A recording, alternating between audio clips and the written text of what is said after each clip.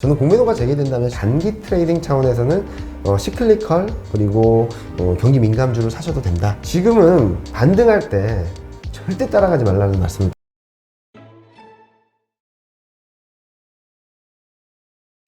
지금 작년에 이제 이런 얘기들이 많았잖아요. 워낙 시장을 개인들의 수급으로 받쳐주고 끌고 가다 보니까 앞으로 장이 이제 좋아지고 나빠지고의 어떤 흐름, 그 지표를 그 개인들의 매수세 혹은 고객 예탁금 이런 것으로 이렇게 보자라는 이야기도 있었죠. 네. 그게 지금도 유효한 이야기인가요? 지금 속도나 탄력이나 강도는 많이 떨어진 건 맞아요. 개인 투자자들의 누적 순매수라든지 그리고 순매수 강도, 그러니까 저는 순매수 강도를 많이 보거든요. 20일 평균을 보면은 지금 계속적으로 낮아지고 있는 건 맞습니다. 근데 솔직히 말씀드리면 올해 초가 너무 뜨거웠죠. 너무 뜨거웠죠. 1월 달에 정말 뜨거웠죠. 너무 뜨거웠죠. 그리고 너무 뜨거웠던 데 따라서 쿨다운하는 과정이다라고 생각을 하고 있고요. 저는 이번에 뭐 글로벌 변수가 생기고 좀 글로벌 금융시장이 좀 움직이게 된다면 한국도 같이 움직일 거라고 생각을 하고 있고요. 또 좀 여러분들이 좀 불편해 하실 만한 말씀을 드리자면 저는 공매도가 재개된다면 시장은 좋아질 거라고 생각을 하고 있습니다. 오히려 그것 때문에 더 하락할 거라고 불안해 하시는 분들이 많던데요. 일단은 제가 드리고 싶은 말씀은 공매도가 재개됨으로 인해서 한국 수출이 안 좋아질까? 한국 기업이익이 안 좋아질까? 한국 경제가 안 좋아질까라고 생각을 해본다면 그렇진 않을 것 같습니다. 그리고 또 하나는 공매도 재개한 뒤에 시장이 폭락을 하거나 잘 가던 시장이 무너진 나라는 단 한 개도 없습니다. 물론 한국의 취약점 그리고 공매도의 문제점들은 제도적으로 개선을 해야 되고 처벌 규정을 강화하면서 불법 공매도는 철저히 막아야겠죠. 그런데 그걸로 인해서 공매도를 멈춘다? 그러면 부작용이 더 클 수 있다고 생각을 하고 있고요.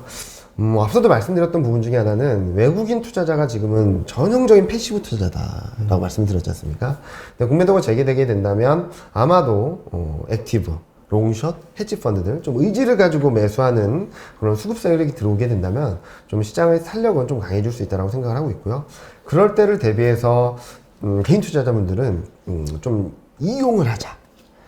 공매도가 재개됨으로 인해서 단기적으로 시장이 불안해지고 공매도를 다시 구축하는 과정에서 시장이 출렁출렁 할 수는 있겠죠. 그런데 그때 이용을 해야 될 것은 실적이 좋은 애들, 그리고 대형주, 수급이 탄탄한 애들, 그리고 거래량이나 거래 규모가 어느 정도 뒷받침되는 종목들을 가져가신다면 오히려 역이용을 할 수도 있거든요. 실적이 좋으면 수급에 의해서 등락은 보일 수 있겠지만 궁극적으로는 우상향하는 그림을 만들어줄 겁니다. 그러면은 정고점을 넘어서게 되면은 쇼커버가 들어오겠죠. 그러면은 더 강한 상승을 할 수도 있습니다.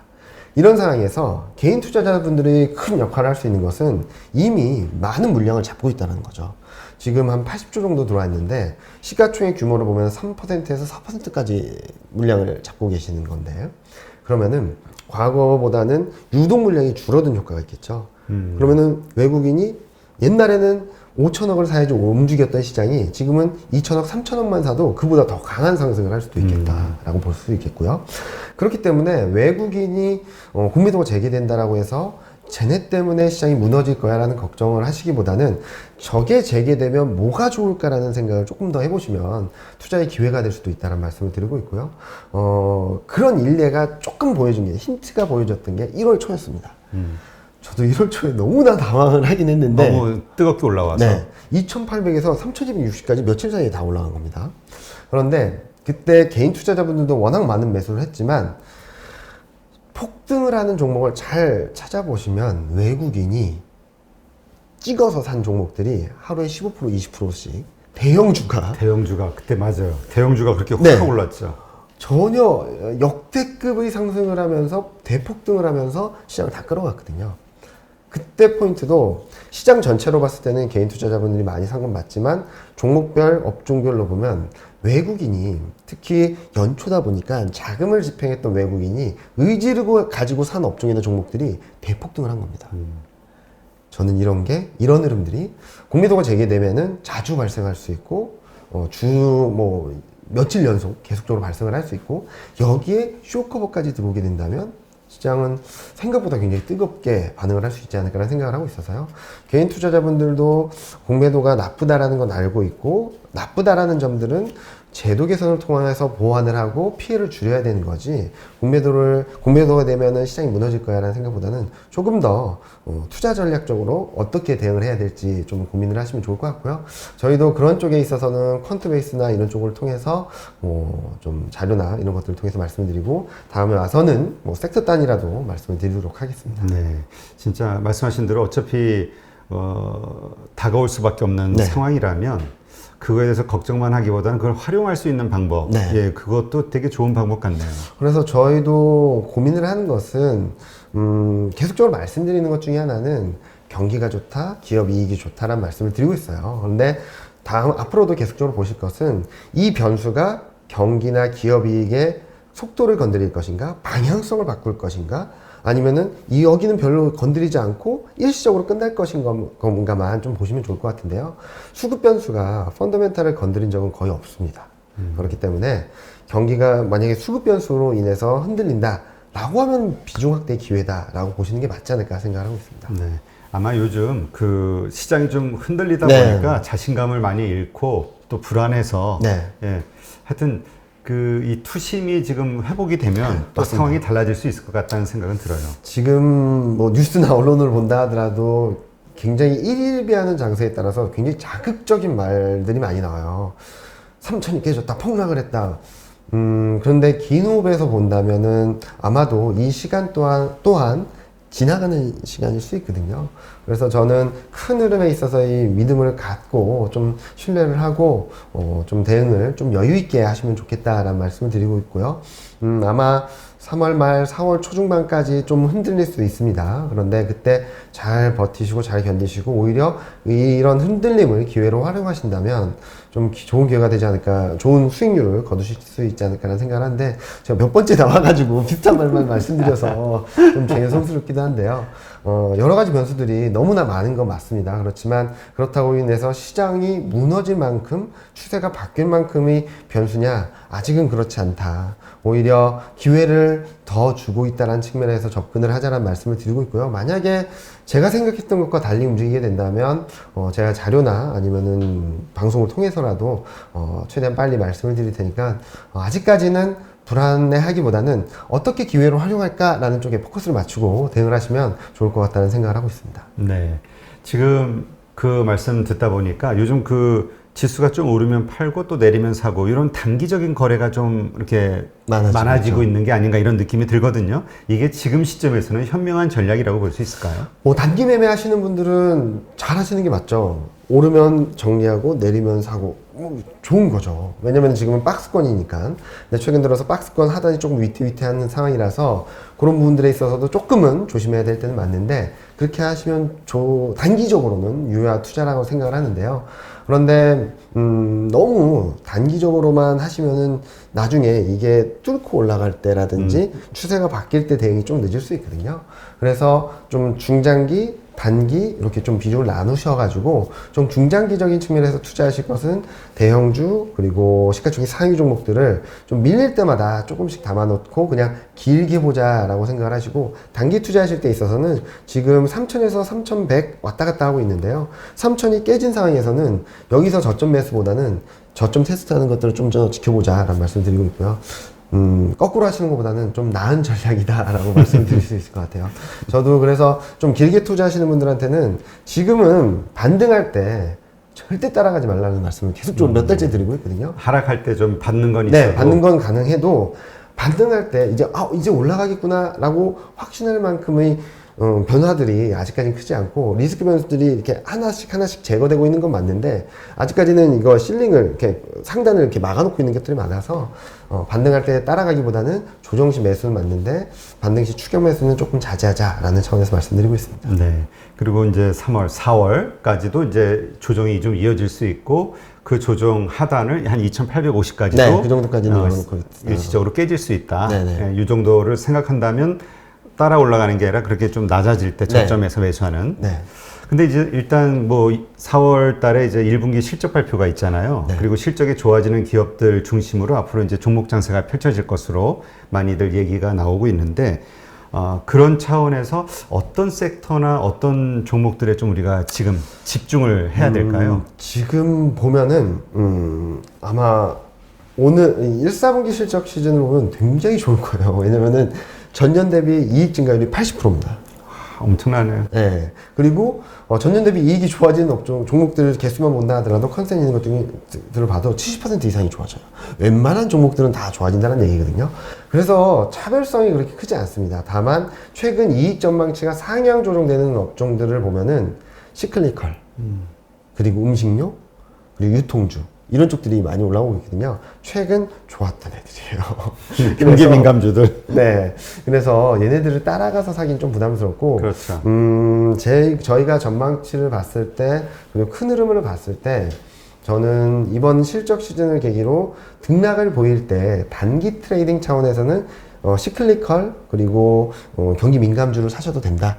단기 트레이딩 차원에서 사셔도 된다는 말씀을 드리고, 오히려 저는 실적의 방향성이라든지 흐름들, 그러니까 올해 이익 증가를 보면 다 좋습니다. 웬만한 업종들은 다 좋아요. 그래서 차별성이 없거든요. 그래서 제가 지금은 주도주로 계속 말씀드리는 것 중에 하나는 실적의 방향성, 레벨을 보자라는 말씀을 계속적으로 드린 것 중에 하나는 앞서도 말씀드렸던 것 중에 하나가 영업이익은 185조, 순이익은 130조, 역사적 최대 실적을 기록하는데 이 역사적 최대 실적을 누가 끌어갈 것인가. 지금 선발대로 끌어가고 있는 쪽은 2차전지, 인터넷, 신재생에너지 관련 쪽이고요. 그리고 후발대로 뒷받침해주는 쪽은 자동차, 그리고 반도체 이쪽이거든요. 그래서 저는 전에도 말씀드렸고 지금도 강조해서 말씀드리는 것은 이 업종들은 계속적으로 비중을 갖고 가야 되는 거고 주도주로서 그리고 내년 상반기까지는 계속적으로 시장을 끌어갈 수 있다라고 말씀드리는 거고요. 시클리컬은 트레이딩 관점에서 말씀드린 이유는 실적이 작년에 너무너무 못했기 때문에 올라오는 건 맞습니다. 그런데 이게 레벨 차이에 있어서는 코로나19 이전 수준으로 회복하기 쉽지 않다라는 거죠.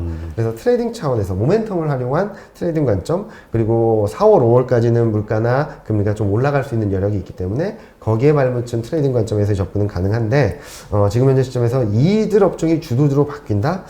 과거 역사상 상승 추세가 계속되는데 주도주가 바뀌면서 간 적은 단 한 번도 없습니다. 기존의 주도주가 고점을 만들고 추세를 바꾸면서 새로운 주도주가 나오는지 아니면 대안주가 나오는 거였죠. 그래서 저는 기존의 주도주는 계속적으로 잘 지켜나가시는 가운데 트레이딩 측면에서는 시클리컬, 경기 민감주 한번 접근하셔도 좋다라는 말씀을 드리고 있습니다. 네. 그 말씀하신 주도주 가운데서 인터넷 관련 주들은 뭐 지금도 잘 나가니까 네. 그 걱정이 없는데 참 이 주식 투자가 어렵다라는 게 정말 고민할 만한 이유를 던져주면서 하락을 해버리니까 이게 이전망이 맞는 건지 이전망이 맞는 건지 쉽지 헷갈리는 않죠. 거예요. 네. 지금 2차전지 배터리 관련해서 이슈가 지금 장난이 아니잖아요. 네, 맞습니다. 이건 뭐 자동차 회사마다 다 내재화 배터리 만드는 거 아니냐부터 시작해가지고 이거 배터리에 대한 기술적 오류가 있는 거 아니냐 뭐 별의별 이야기들 때문에 하락하고 있으니까 지금 자본분들은 불안한 거죠. 자, 그러면은 앞서 말씀하셨듯이 인터넷을 한번 돌아볼게요. 전대 업종은 어땠는지 흐름을 보시면 좀 재밌을 텐데 작년 8월에 고점을 찍고 올해 초까지도 제대로 움직이지 못했습니다. 그랬죠. 그러다 올해 조정받았죠. 초부터 혼자 막 튀어오르기 시작한 거거든요. 거기다 쿠팡 이슈나 이런 것들이 들어오면서 상황 최고치를 행진을 하고 있죠. 자, 2차전지 어떻나 보면은 가장 최근에 뜨거웠던 업종 중 하나였습니다. 그리고 웬만한 이슈들은 다 긍정적으로 해석을 하면서 투자자들이 방향성 자체는 우상향이 맞는데 우상향하는 기울기가 빨라질 거야 이런 기대를 하면서 주가는 이렇게 날아갔던 거였죠. 근데 지금은 뭐냐면은 이게 더 빨라질 거라는 기대를 했다면 주가는 계속 갔을 텐데 이 기울기에 대한 고민들이 생긴 거죠. 이렇게 떨어지나 그렇기 때문에 이렇게 올라갔던 종목이 이렇게 정상화되는 과정이 아닌가라는 생각을 하고 있습니다. 무슨 말씀을 드리고 싶냐면 아직 2차전지 방향성은 바뀐 건 아닙니다. 근데 단기적으로 기대감이 컸던 데 따른 되돌림 과정이 나타나고 있는 상황이라서 저는 조정시 비중 확대 전략은 맞다라고 말씀을 드리고 있고요. 2차전지 여러 가지 이슈들이 있긴 하지만 긍정적인 변수도 많습니다. 무슨 말씀을 드리고 싶냐면 2020년은 유럽의 최대 수혜를 받은 기업들이 한국 기업이에요. 그래서 판도를 바꿔버렸습니다. 그러니까 중에 1위 종목은 글로벌 1, 2위를 다투고 있고요. 그리고 나머지 기업들도 글로벌 점유율을 5%대로 다 끌어올렸습니다. 그래서 글로벌 탑5 안에 들면서 경쟁력을 강화해 나가고 있죠. 글로벌 경쟁력을 강화해 놓은 상황에서 공격이 들어오는 건 맞고 견제가 들어오는 건 맞겠죠. 그런데 많은 분들이 간과하시는 것 중에 하나는 지금까지는 중국, 유럽만 바라봤다면 또 하나 변수가 있죠. 미국. 미국이 이제 열리면 네. 미국에 공장을 가지고 있는 기업은 몇 개 없습니다. 그 중에 한국 기업이 많이 들어가 있죠. 그래서 지금 미국 전기차 점유율이 너무 낮아요. 그런데 이제 바이든이 신재생에너지 육성 산업이라든지 이런 것들을 펼치게 된다면 미국 쪽에서의 수혜가 좀 있지 않을까라는 생각을 해서 성장 동력이 여러 군데 있다는 것들은 굉장히 좋은 거거든요. 그리고 우리가 예상하지 못했던 것에서 새로운 모멘텀이 들어오게 된다면 이렇게 기대했던 것들을 좀 낮췄다가 다시 기대감을 높여가게 된다면 주가는 다시 상승 추세를 그릴 수 있다라고 생각을 하고 있고요. 그리고 내재화 이슈라든지 뭐 여러 가지 이슈들이 있는데 계획입니다. 저도 그렇지만 계획을 세운다고 돼야 되는 거예요. 되는 거는 잘 못 봤거든요. 쉽지 않거든요.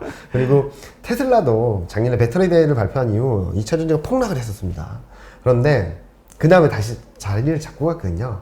하나의 이벤트 이슈가 시장에 기대했던 것들을 좀 톤다운 시킬 수는 있어도 이 방향성을 바꾸진 않을 거라는 점에 있어서 좀 이런 방향성과 속도, 가속도 이런 것들을 좀 생각을 해보신다면 지금의 조정은 단기적으로 많이 오른 데 따른 기대감을 너무 선반영한 데 따른 되돌림 과정이 좀 과격하게 나오고 있다 정도로 생각을 하고 있고요. 추세가 망가진 건 아니다 라는 판단을 하고 있습니다. 네. 그러면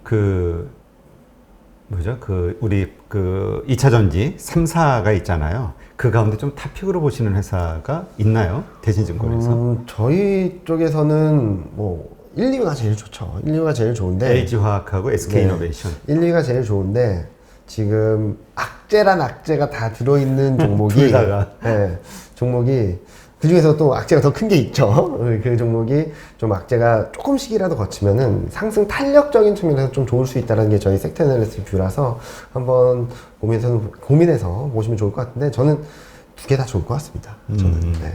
알겠습니다. 지금 이제 이게 시장이 조정을 받고 흔들리다 보니까 적극적으로 막 상승할 것만을 보고 들어왔던 주린이들, 개인 투자자들이 이제 실망을 하면서 투자 의욕을 잃는 상황이 자꾸 생기는 거죠. 맞습니다. 그러다 보니까 이제 정말 더 수급은, 그러니까 뭐 이게 원래 악순환이 더 깊어지는 거니까, 이걸 보면서 좀 뭐라 그럴까, 우리 투자 패턴에 대해서 좀 고민하는 그런 분들도 있더라고요. 이러한 시점에 사는 게 아니라 왜 자꾸 주린이들은, 우리 개인 투자자들은 자꾸 오를 때 네. 그걸 쫓아가면서 추격 매수를 하다가 다 잡힐까? 미리 가서 기다리자 말은 쉽게 하는데 맞습니다. 왜 행동으로는 그게 안 될까? 네.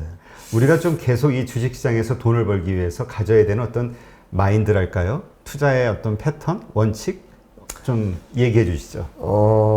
저는 오래 투자하실 거잖아요. 많은 분들이.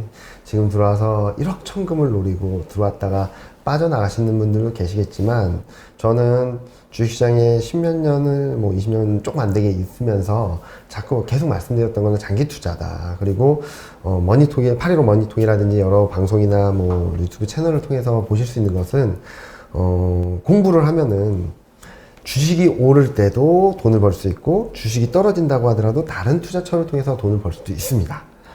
포트폴리오를 짜고 장기적으로 관점으로 어떤 방향성으로 갈지에 대해서 정하시는 게 가장 급선무다라고 생각을 하고 있고요.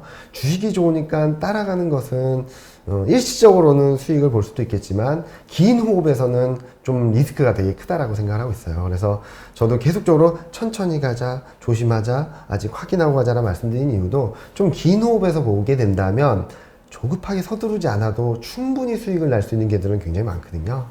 그래서 제가 드리고 싶은 말씀은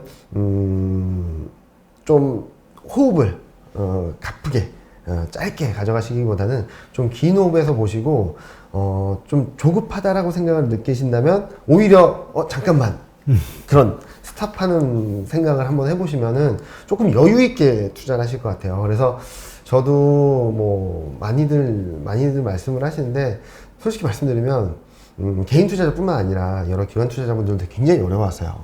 왜냐면은 업종이 올라도 그동안 잘 갔던 애들은 빠지고 뭐 포트에 별로 없는 업종들 막 튀고 이러면서 많이 힘드신데 그럴 때일수록 따라가면은 엇박자를 타는 경우가 굉장히 많거든요.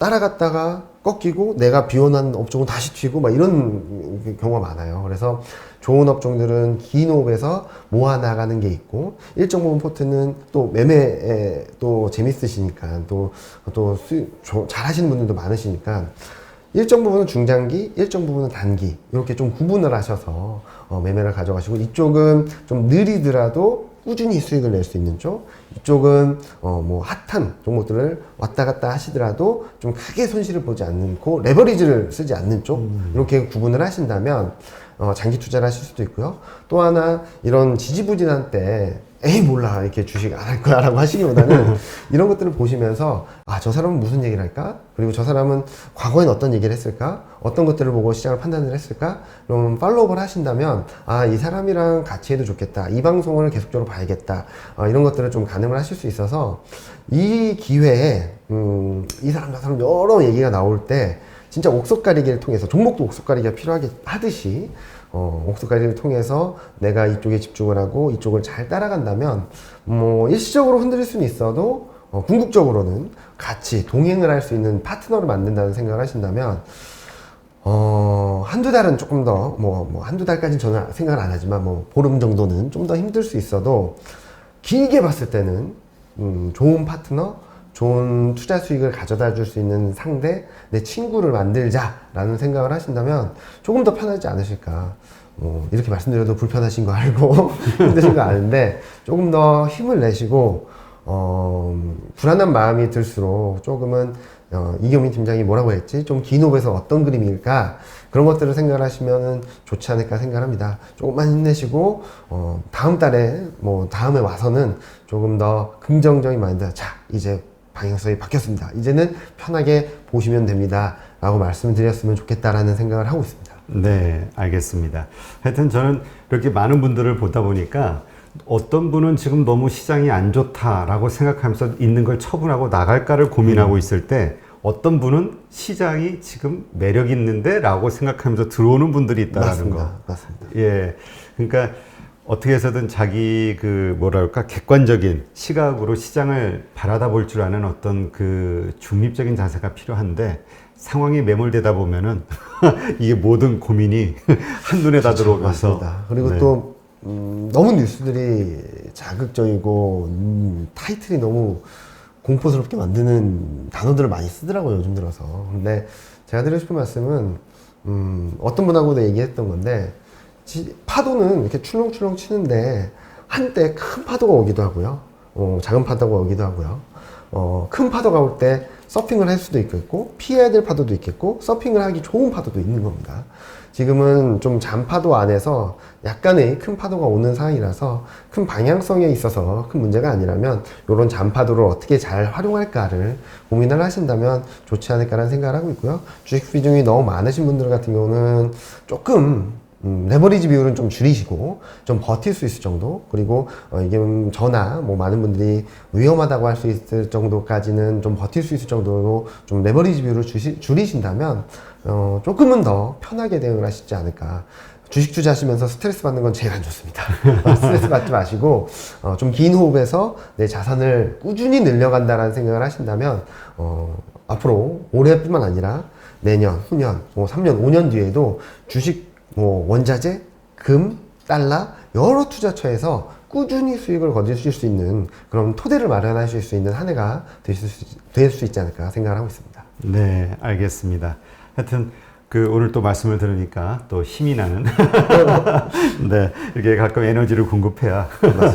네, 오늘 정말 좋은 인사이트를 함께 해주신 대신증권 이경민 팀장님께 감사드립니다. 수고하셨습니다. 네, 감사합니다.